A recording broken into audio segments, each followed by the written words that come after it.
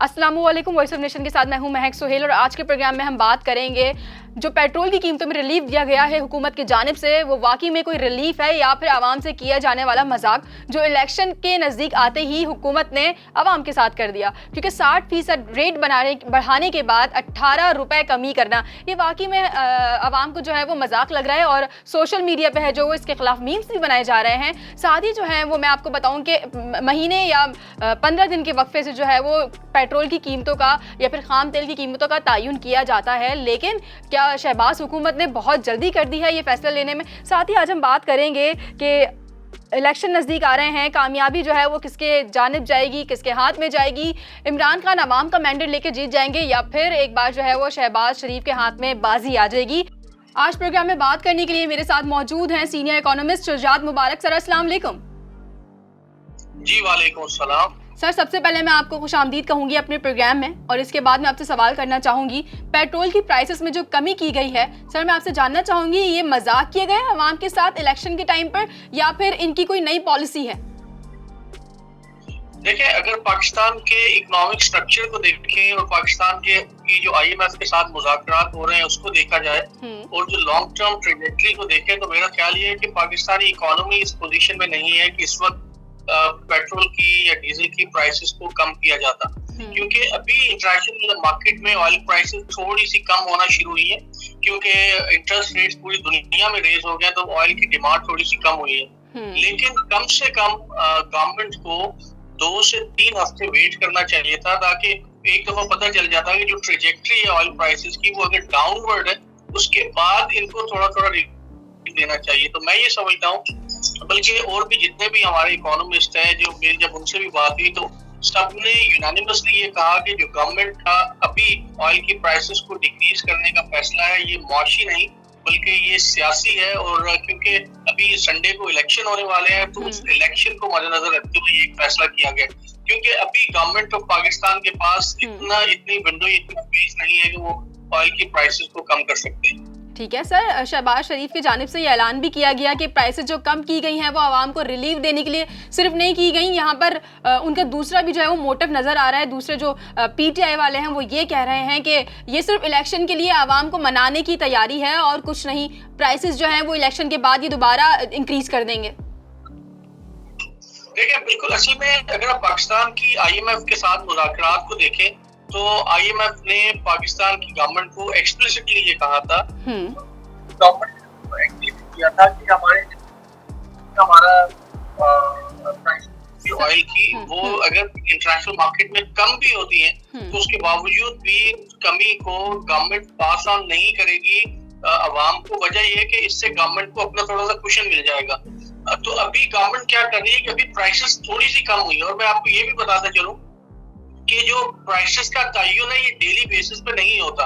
हमारी जो refineries crude oil को परचेज करती है तो वो 1 महीने की प्राइसेस का एवरेज लिया जाता है। इसका मतलब ये कि 1 या 2 दिन की प्राइसेस कम होने से कोई ड्रास्टिकली डिक्रीज फर्क नहीं पड़ता आपकी इंपोर्ट बिल में। पूरा महीना ये कम से कम 3-4 हफ्ते प्राइसेस होगी तो फिर आपकी जो इंपोर्ट बिल है उस पर फर्क पड़ता है। तो मुझे ऐसे लगता है कि ये गवर्नमेंट ने बहुत ही हेस्टली ये डिसीजन किया है। उसके साथ साथ जो आप देखें ना कि पूरी दुनिया में जो इंडस्ट्रियलाइजेशन का प्रोसेस है वो थोड़ा सा रुक गया है। पूरी दुनिया में इंटरेस्ट रेट्स रेज किए जा रहे हैं और पाकिस्तान में भी यही सूरत हाल है। आपका इंटरेस्ट जो पॉलिसी रेट है वो 15% तक पहुंच चुका है।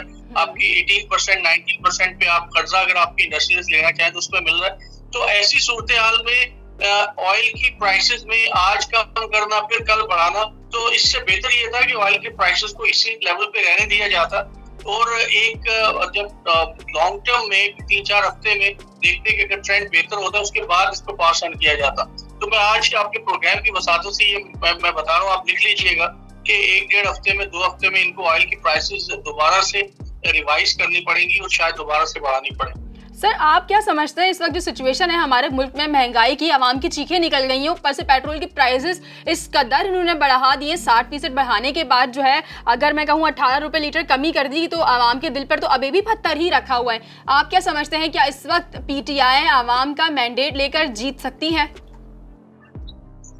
देखें, जो मौजूदा पाकिस्तान में महंगाई है इसकी 2-3 बड़ी वजूहत है। पहले हमें उसको देखने की जरूरत है। फिर इससे फिर हम देख सकते हैं कि कौन सी गवर्नमेंट कितनी रिस्पॉन्सिबल थी। एक तो ये कि पाकिस्तान की जो महंगाई का partially international crude oil prices definitely उसकी वजह से आप उसको इम्पोर्टेड इन्फ्लेशन कहें या जो भी उसको कहें, उसके साथ साथ आप ये देखें कि इंटरनेशनल सप्लाई चेन जो है, इंटरनेशनल लॉजिस्टिक्स में बहुत हद तक प्रॉब्लम आ गई है। आपके जो एक ना सिर्फ आपकी इंटरनेशनल लॉजिस्टिक्स की कॉस्ट बढ़ गई है, बल्कि आपके जो शिप्स हैं जो डिफरेंट डॉक्स पे लग रहे हैं उनको वो लेट पहुंच रहे हैं, रॉ मटेरियल्स कंपनी लेट उनको पहुंच रहा है। इसकी वजह से आपकी कॉस्ट ऑफ प्रोडक्शन बढ़ गई है, और कॉस्ट ऑफ प्रोडक्शन की बढ़ने की वजह से एक आप ये समझ लीजिए कि कॉस्ट पुश इन्फ्लेशन एक और मार्केट में वो भी आ रहा है। तो imported inflation plus cost push inflation, और फिर सोने पे सुहागा ये हुआ कि जिसको हम कहेंगे कि नेल इन द कॉफिन के जो पॉलिटिकल इंस्टेबिलिटी है। पॉलिटिकल इंस्टेबिलिटी ने इस पूरे प्रोसेस को एग्रीवेट कर दिया।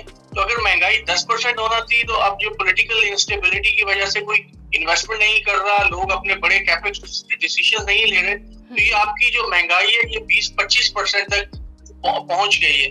तो ऐसी सूरत में मुझे ऐसे लगता है डेफिनेटली पीटीआई को, ये जो भी ऑपोजिशन में जमात होगी उसको इसका फायदा होगा, क्योंकि बहुत सारे लोग अभी ये समझ रहे हैं कि जो अभी जिस गवर्नमेंट को ये कहा जा रहा है कि जो मुदाखलत ड्रिवन गवर्नमेंट है, इसकी वजह से महंगाई में बहुत ज्यादा इजाफा हुआ। और अभी लोग कंपैरिजन भी कर रहे हैं कि यही ऑयल की प्राइसेस थी $140 पे, $30 पे, और उस वक्त $150 लीटर पेट्रोल था, तो ये उसको कम नहीं कर पा रहे। तो अवाम को टेक्निकलिटीज का तो पता नहीं होता, बिल्कुल अवाम तो ये देखते हैं कि उनको रिलीफ मिल रहा है या नहीं मिल रहा। तो $18 मेरा ख्याल ये है कि ये बहुत इतना ऐसा रिलीफ नहीं है, और जो $2000 जैसे पहले गवर्नमेंट ने अनाउंस किए, तो ये कोई इतना खासा का रिलीफ नहीं है जिसकी वजह से अवाम मुतमईन हो इस गवर्नमेंट से, क्योंकि इनका एजेंडा ही ये था कि हम पुरानी गवर्नमेंट को इसलिए हटा रहे हैं क्योंकि उन्होंने महंगाई करके अवाम का जीना दोबर किया हुआ था, और इनका भी ये भी वही काम कर रहे हैं। लेकिन मैं ये बात आपको बता दूं कि अगर कोई भी गवर्नमेंट इसकी जगह पे होती तो महंगाई बहुत ज्यादा मतलब कम नहीं की जा सकती थी, उसको मैनेज किया जा सकता था, लेकिन जो एक्सटर्नल आपका इन्फ्लेशन है फिर भी वो वहीं पे रहता। ठीक है सर, आप इलेक्शन के बाद के क्या हालात देख रहे हैं? जो अशिया खुर्दनोश की कीमतें हैं वो आसमानों से बातें कर रही हैं। आप समझते हैं कि इलेक्शन के बाद जो है मामला कुछ बेहतर हो जाएंगे, कुछ थम जाएंगे, संभल जाएंगे? देखिए, ये तो इस इलेक्शन के बाद तो ये तो अभी ये सेकंड गियर है इलेक्शन के। असल तो मामला शुरू ही इलेक्शन के बाद होंगे, और ये जो ज़िमनी इलेक्शन हो रहे हैं, स्पेशली जो संडे को इलेक्शन हो रहे हैं, उसके बाद मामला और गर्म होगा और पॉलिटिकल इंस्टेबिलिटी बढ़ेगी। पॉलिटिकल जो हालात है इलेक्शन के बाद ये और ज्यादा गड़बड़ होंगे। और एक तो ज़िमनी इलेक्शन है, इसके बहुत सारी पार्टीज ने डिफरेंट किस्म की उम्मीदें बांधी हुई है। अगर इलेक्शन एक पार्टी के फेवर में जाते हैं तो दूसरी कह सकती है कि रिग्ड हुए, या कुछ और भी बहुत सारे मामला इस तरह के हो सकते हैं। तो आइंदा आने वाली जो पॉलिटिकल इंस्टेबिलिटी है उसको सामने रखते हुए मेरा ख्याल ये है कि पाकिस्तान के लिए फाइनेंशियल ईयर 2022-23 बहुत मुश्किल साल होगा। इसकी और बड़ी इंपॉर्टेंट वजह है, देखिए ये तो ज़िमनी इलेक्शन है, इसके बाद जो इलेक्शन होने हैं तो 3 गवर्नमेंट चेंज होंगी। जो मौजूदा गवर्नमेंट है वो जाएगी और केयर टेकर गवर्नमेंट आएगी। केयर टेकर गवर्नमेंट कुछ अर्से के लिए रहेगी, वो गवर्नमेंट जाएगी, फिर नई गवर्नमेंट आएगी जो कि इलेक्टेड गवर्नमेंट होगी। तो जिस साल में भी जो इलेक्शन का साल होता है, क्योंकि 3 गवर्नमेंट्स तब्दील हो रही होती है, तो ये जो 3 तब्दीलियां हैं इनकी वजह से आपकी इकोनॉमिक इंस्टेबिलिटी और पॉलिसीज में कोई कॉन्टिन्यूटी नहीं आ पाती, तो ये आपकी इकोनॉमी को और ज्यादा गड़बड़ करती है। तो ये देखा जा रहा है कि फाइनेंशियल ईयर 2022-2023 में पाकिस्तान की मुआशी हालात मजीद अबतर होने का खदशा है। इसीलिए बार बार लोग ये कह रहे हैं कि खुदा के लिए पॉलिटिकल आपके जो फवायद है, पॉलिटिकल आपके इंटरेस्ट एक जगह पे, लेकिन इकोनॉमी के ऊपर कुछ चीजें ऐसी हैं जो कि सबको एग्री करनी होगी। क्योंकि अभी आप देखें कि स्टेट बैंक के रिजर्व्स और कम हो, IMF शुक्र है खुदा का हमें एक $1.2 बिलियन वो हमें दे रहे हैं, तो उससे कुछ फर्क पड़ेगा। लेकिन अभी भी अगर इसको सीरियसली नहीं लिया जाता और ये पॉलिटिकल इंस्टेबिलिटी प्रिवेल करती है आगे लंबे अरसे तक, तो मुआशी हालात बहुत ज्यादा खराब होने का खदशा है। ठीक है सर, मैं आपसे आखिरी सवाल करना चाहूंगी। अभी इस वक्त आप श्रीलंका के हालात देख रहे हैं, अगर हम और ग्राउंड से नीचे आ जाते हैं तो क्या परसेंटेज आप मुझे बताएंगे कि हम भी जो है वो श्रीलंका के मद्दे मुकाबले आकर खड़े हो जाएंगे? देखिए पहले मैं बहुत सारे टीवी प्रोग्राम्स में बड़ी ऑप्टिमिस्टिक बातें हम करते थे कि नहीं पाकिस्तान का इकोनॉमिक स्ट्रक्चर ऐसा है, हम श्रीलंका की तरफ नहीं जाएंगे, लेकिन मौजूदा पाकिस्तान के मुआशी सिनेरियो को देखते हुए हमें लगता ये है कि जो पाकिस्तान की इकोनॉमी उसी डगर पे चल रही है जिस डगर पे श्रीलंकन इकोनॉमी चल रही थी, और अगर हमने कुछ सीरियस स्टेप्स नहीं लिए और पॉलिटिकल इंटरेस्ट को साइड पे नहीं किया तो इसके मोर देन 50% चांसेस है कि हम खुदा ना खास्ता से श्रीलंकन फुटप्रिंट्स के ऊपर चलते हुए कहीं डिफॉल्ट ना कर जाएं।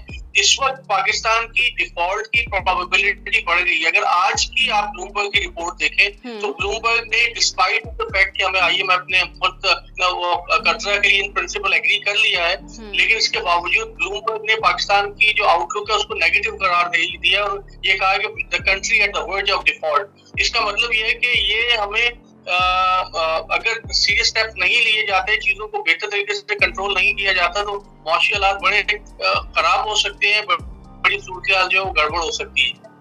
ठीक है सर, बहुत शुक्रिया आपके टाइम का। थैंक यू सुजात साहब। Thank you. अल्लाह हाफिज़। मजीद प्रोग्राम देखने के लिए देखते रहिए वॉइस ऑफ नेशन। तब तक के लिए अपनी होस्ट महक सुहेल को दीजिए इजाजत। अल्लाह ने के बाद। वॉइस ऑफ नेशन की वीडियोस देखने के लिए हमारा चैनल सब्सक्राइब कीजिए और बेल के आइकॉन पर क्लिक कीजिए ताकि आप हमारी तमाम आने वाली वीडियो से बाखबर रह सकें।